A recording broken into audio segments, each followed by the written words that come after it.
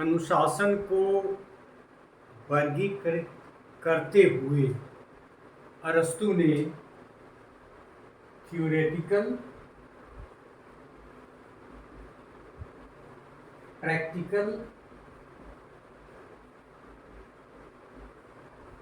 और productive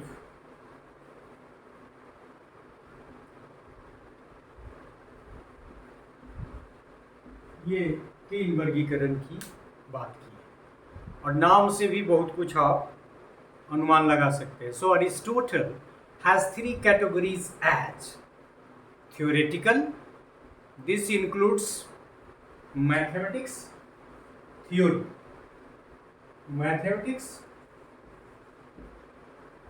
natural science, मुख्य रूप से ये subject.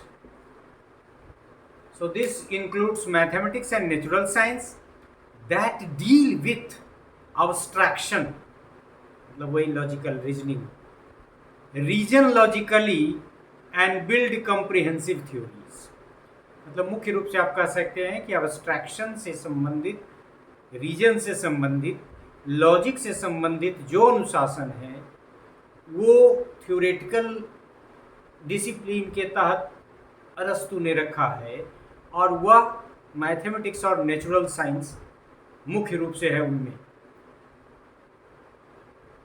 This possesses relative permanence and uniformity. ये किसकी खासियत अरस्तु ने यह भी बताया है, ये जो थ्योरेटिकल डिसिप्लिन है जिसमें मैथमेटिक्स और नेचुरल साइंस मुख्य रूप से आते हैं, जिनकी प्रकृति अब्स्ट्रैक्टनेस है, जो सूक्ष्म चीज़ों को डील करता है, जो तार्किक पक्षों पर आधारित है, जो कारण से संबंधित है, ये कॉम्प्रिहेंसिव थ्योरीज की तरफ इशारा करते हैं और ये औरों की तुलना में, और प्रकार के विषय और अनुशासन की तुलना में, एक तो इनमें एक रूपता है और दूसरा ये कंपैरेटिवली कम बदलेंगे, इट इज कंपैरेटिवली परमानेंट. दूसरा जो क्लासिफिकेशन इनका है ये प्रायोगिक या प्रैक्टिकल कह सकते हैं, ये सैद्धांतिक कह सकते हैं आप, सैद्धांतिक. और ये प्रैक्टिकल, जो प्रैक्टिकल एस्पेक्ट में इन्होंने क्या क्या डाला, जो आजकल उसको आगे दूसरी तरह का क्लासिफिकेशन भी होगा. The main practical discipline for Aristotle was ethics. Practical में डाला जिसका इस्तेमाल हो रहा है. इथिक्स हिस्सा है समाज का भी और फिर पढ़ाई का भी. और इथिक्स हमारे जो करिकुलम पुराने होते थे, चाहे कोई भी पीरियड हो other than the Britishers period और फिर मॉडर्न एरा, वो सब में इथिक्स होते थे. पॉलिटिक्स,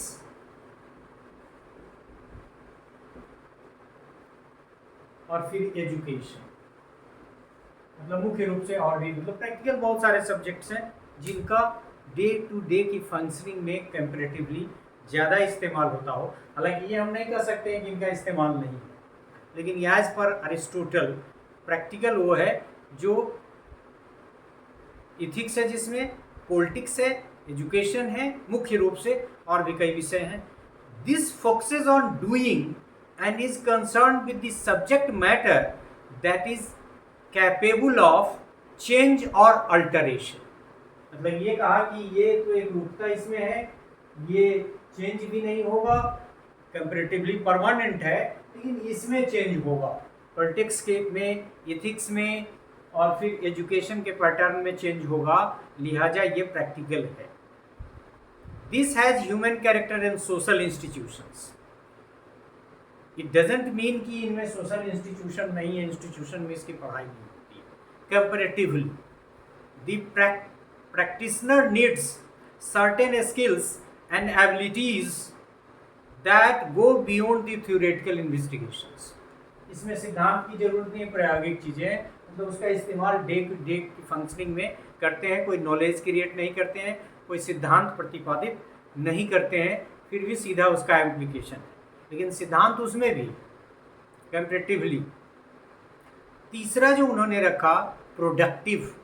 दिस इंक्लूड्स, अब ये दिस प्रोडक्टिव का मतलब जिसके आधार पे प्रोडक्शन होता है, काम होता है, भवन बनता है, विद्यालय बनता है आदि आदि। इसमें उन्होंने रखा है इंजीनियरिंग को, फिर फाइन आर्ट्स को देखिए कहाँ फाइन आर्ट्स एक वहाँ अलग कैटेगरी थी, इन्होंने प्रोडक्टिव कैटेगरी में फाइन आर्ट्स को डाला है। और इसके अलावा अप्लाइड आर्ट्स को भी, अब देखिए ये अप्लाइड आर्ट्स का कंसेप्ट है यहाँ, वहाँ कौन सा आर्ट था, थिएटर का था, ऑब्वियस है वो भी अप्लाइड में ही आएगा। So this aims to create, अब वहाँ हम लोगों ने क्या किया था, ह्यूमैनिटीज में ये क्रिएट शब्द जोड़ा था, कहाँ, अप्रोक्सीमेट क्लासिफिकेशन में। यहाँ क्या है, ये एरिस्टोटल कह रहा है कि ये प्रोडक्टिव डिसिप्लिन है, और इस प्रोडक्टिव डिसिप्लिन का काम क्या है, to create. This applies more specialised and distinctive skills. और डिस्टिंक्टिव तो है क्योंकि इंजीनियरिंग का अपना फंक्शन है, फाइन आर्ट्स का अपना फंक्शन है, अप्लाइड आर्ट्स जो है जिसमें मान लो कि थिएटर रखते हैं, म्यूजिक रखते हैं, इस सब का अपना स्किल है, अपना फंक्शन है। मेजॉरिटी ऑफ, मतलब एक तो क्लासिफिकेशन 3 किया जिसमें ये है कि सैद्धांतिक है, ये प्रायोगिक है जिसका एप्लीकेशन सोशल साइंस में, सोसाइटी में ज़्यादा है, और ये प्रोडक्टिव है जो प्रोडक्शन से रिलेटेड है, और उसमें engineering, fine arts, applied arts वगैरह को डाला। इसके बाद कंक्लूजन में यह कि majority of institutions of higher learning implies applied, dynamic and relatively young disciplines like management। अब ये 3 के अलावा कहा मैनेजमेंट, जिसकी चर्चा हम थोड़ी देर पहले कर रहे थे, management information technology.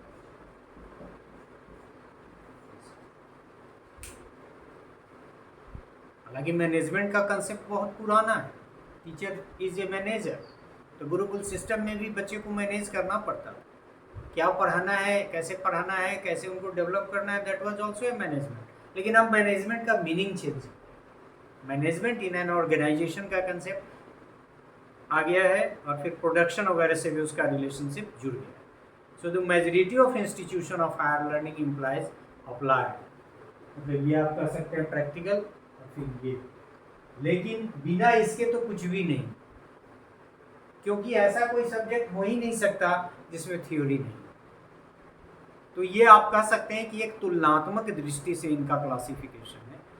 So majority of institution of higher learning implies applied, dynamic and relatively young disciplines like management, information technology etcetera, many more are include. So in this part जिसमें हम लोगों ने अनुशासन का वर्गीकरण अरस्तु के अनुसार का अध्ययन किया, तो देखा कि सैद्धांतिक, प्रायोगिक और प्रोडक्टिव, जिसको आप कह सकते हैं कि फल देने वाला, 3 तरह में क्लासिफाई किया।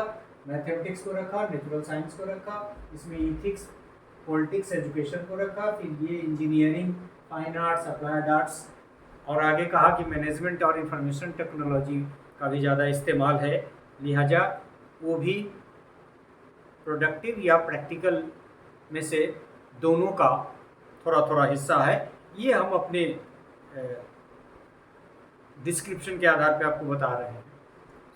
अरस्तु के अनुसार हम एक लाइन में यही कहे कि अनुशासन के 3 वर्ग है, थ्योरेटिकल, प्रैक्टिकल एंड प्रोडक्टिव। तो इस अंश में हम लोगों को इतनी ही चर्चा करनी थी। आगे फिर दूसरे अंश में हम लोग दूसरे क्लासिफिकेशन की चर्चा करेंगे। धन्यवाद।